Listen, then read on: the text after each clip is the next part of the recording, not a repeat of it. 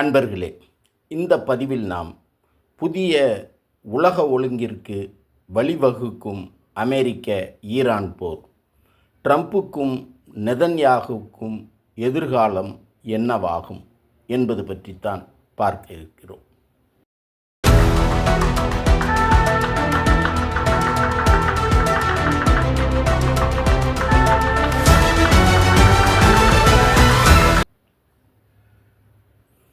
அமெரிக்க நாடானது தன்னை ஒரு மேல்நிலை வல்லரசாக நிலைநிறுத்தி தனது ஆதிக்கத்தின் கீழ் உலகத்தை ஓர் ஒற்றை துருவ உலகமாக இயங்கச் செய்யும் எண்ண கனவுகளோடு செயல்பட்டு வருகிறது.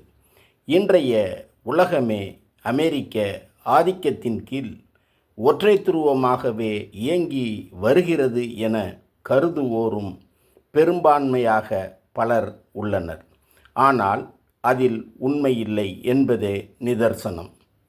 ரஷ்யாவும் சீனாவும் இணைந்து அவர்கள் ஒரு தனித்துருவமாக இயங்கி வருகிறார்கள். இது இவ்வாறு இருக்க, அமெரிக்க, ஈரான் போன்ற நாடுகளை தவிர்த்து ஐரோப்பிய நாடுகள் ஒரு பக்கம் மற்றும் ஒரு தனித்துருவமாக இயங்கும் வகையில் உருவெடுத்து வருகிறது. இவ்வாறான இன்றைய சூழலில் உலகமானது ஒற்றை துருவ ஏதேச்சதிகார நிலையில் இருந்து மாறுபட்டு பல்துருவ உலகமாக உலாவர துவங்கிவிட்டது. இதனை அமெரிக்கா ஈரான் இடையேயான மேற்காசிய போர் உறுதி செய்து வருகிறது.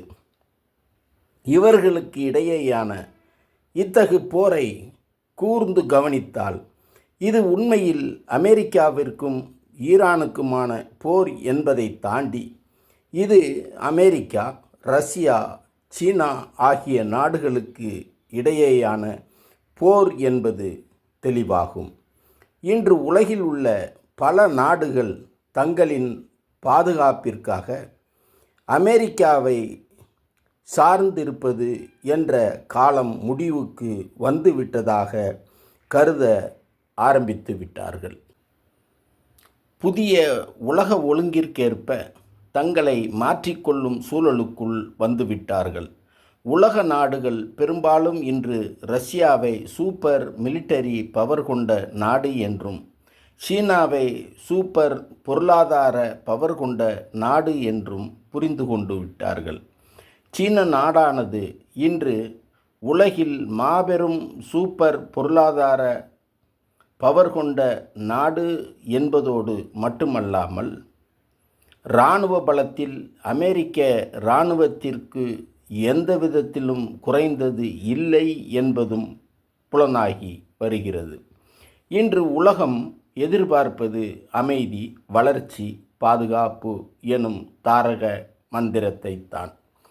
இதனை அடிப்படையாக கொண்ட புதிய உலக ஒழுங்கை நோக்கி உலக நாடுகள் நகர்ந்து வருகின்றன. இதற்கிடையே பாகிஸ்தானில் அமெரிக்காவிற்கும் ஈரானுக்கும் இடையேயான இரண்டாம் கட்ட சமாதான பேச்சுவார்த்தை இதுவரை துவங்கவில்லை.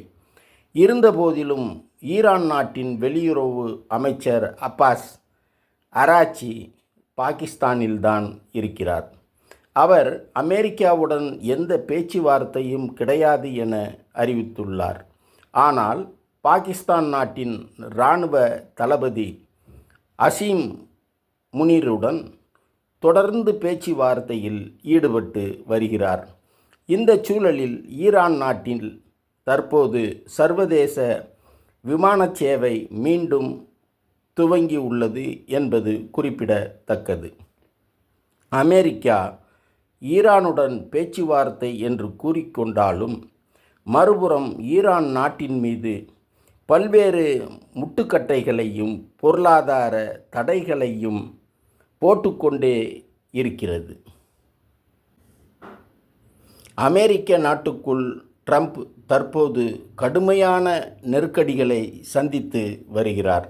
நவம்பர் மாதம் அங்கு நடக்கவுள்ள இடைத்தேர்தலில் அவர் மிகுந்த பின்னடைவை சந்திக்கும் நிலை அதிகரித்து வருகிறது. மறுபுறம் லட்சக்கணக்கான பிஞ்சு பிள்ளைகளின் உயிர்களை ஈவு இரக்கமின்றி பறித்து சிதைத்த இஸ்ரேல் பிரதமர் நெதன்யாகுவுக்கு அவரது பிறப்புறுப்பு உயிர்த்தளத்தில் புற்றுநோய் கட்டி வந்ததை அடுத்து அதற்காக அறுவை சிகிச்சை முடித்து தற்போது நலமடைந்து விட்டார் என்ற செய்தி வந்தாலும் இதில் இருக்கும் உண்மை நிலை என்ன? அவருக்கு எதுவும் அசம்பாவிதம் நிகழ்ந்து விட்டதா என்ற சந்தேகமும் வலுத்து வருகிறது. ஈரான் மக்கள் அமெரிக்க இஸ்ரேலுக்கு எதிராக உணர்ச்சி பிளம்பாக மாறி நிற்கிறார்கள். அவர்களின் உணர்வுகளுக்கு ஏற்ப ஈரான் முக்கிய தலைவர்களும் அமெரிக்காவிடம் அடிபணிய மறுப்பதோடு தங்கள் நாட்டில் உள்ள அணு சம்பந்தமாகவோ அணு செறிவூட்டல் சம்பந்தமாகவோ தங்களுக்கு கட்டளையிடுவதற்கோ அது சார்ந்து பேசுவதற்கோ அமெரிக்காவிற்கு எந்தவித உரிமையும் கிடையாது என்று கூறுவதோடு எங்களுக்கு எங்கள் நாட்டின் மண்ணும் எங்களிடம் உள்ள அணு யுரேனியமும் ஒன்றுதான், இவற்றை யாருக்கும் விட்டுத்தர மாட்டோம் என்பதில் உறுதியாக இருக்கிறது. தற்போது ஈரான் ஹார்மோஸ் நீரிணையில் மிகுந்த தொழில்நுட்பம் கொண்ட மேம்படுத்தப்பட்ட கன்னிவெடிகளை புதைத்து அமெரிக்காவை திணறடித்து வருகிறது. அமெரிக்காவிலும் கடும் விலைவாசி ஏற்றம் கண்டு அந்நாடு மூச்சுவிட திணறி வருகிறது எனும் இச்செய்திகளோடு மீண்டும் ஒரு பதிவில் சந்திப்போம். நன்றி.